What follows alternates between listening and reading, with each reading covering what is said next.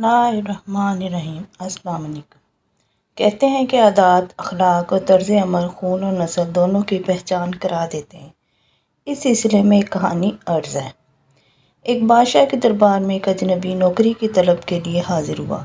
قابلیت پوچھی گئی، کہا سیاسی ہوں۔ عربی میں سیاسی افہام و تفہیم سے مسئلہ حل کرنے والے معاملہ فہم کو کہتے ہیں۔ بادشاہ کے پاس سیاست دانوں کی بھرمار تھی۔ اسے خاص گھوڑوں کے اسطبل کا انچارج بنا لیا گیا۔ چند دن بعد بادشاہ نے اسے اپنے سب سے مہنگے اور عزیز گھوڑے کے متعلق دریافت کیا۔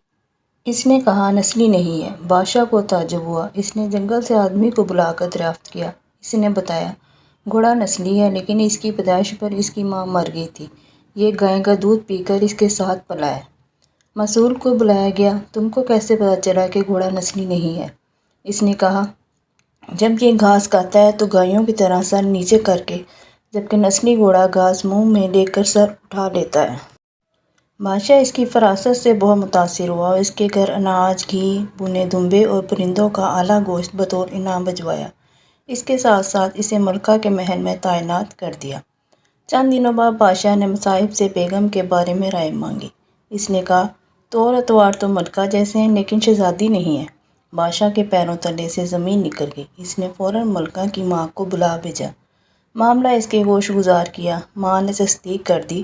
اس نے کہا کہ حقیقت یہ ہے تمہارے باپ نے میرے خاوند سے ہماری بیٹی کی پیدائش پر ہی رشتہ مانگ لیا تھا، لیکن ہماری بیٹی 6 ماہ کی عمر میں ہی فوت ہو گئی تھی۔ چنانچہ ہم نے تمہاری بادشاہ سے قریبی تعلقات قائم کرنے کے لیے کسی کی بچی کو اپنی بیٹی بنا لیا۔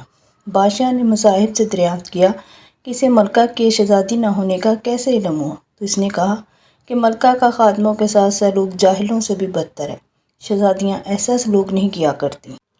بادشاہ اس کی فراست سے خاصا متاثر ہوا۔ ایک بار پھر سے بہت سا اناج اور بھیڑ بکریاں اسے بطور انعام دیں اور اسے اپنے دربار میں متعین کر دیا۔ کچھ وقت گزرا تو مصاحب کو پھر بلا بھیجا اور اپنے بارے میں دریافت کیا۔ مصاحب نے کہا جان کے امان کا وعدہ دیجیے۔ بادشاہ نے وعدہ کیا تو مصاحب بولا نہ تو تم بادشاہ زادے ہو، نہ تمہارا چلن بادشاہوں والا ہے۔